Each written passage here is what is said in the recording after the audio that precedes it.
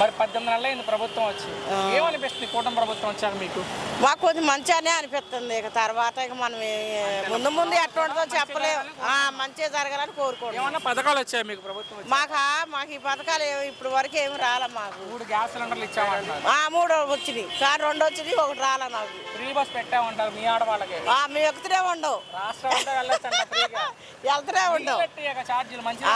అవును అవును. మంచిదా కాదా మీ ఉద్దేశం? మంచిదేలే. మరి ఇప్పుడు లేబర్ బతకాలంటే కదా అలాంటివే కయ్యా.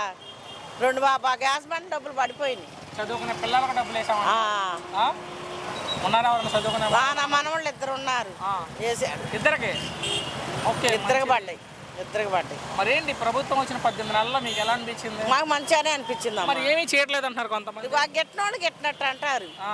అది జరిగిన వాళ్ళని జరిగినట్టే చెప్పుకోవాలి. అవును, జరిగినట్టే చెప్పుకోవాలి. ప్రభుత్వం ఏం చేయట్లేదు, ప్రజలు పట్టించుకోవట్లేదు అంటున్నారు. వాళ్ళు గెట్టిన వాళ్ళు గెట్టినట్టు అంటారమ్మా.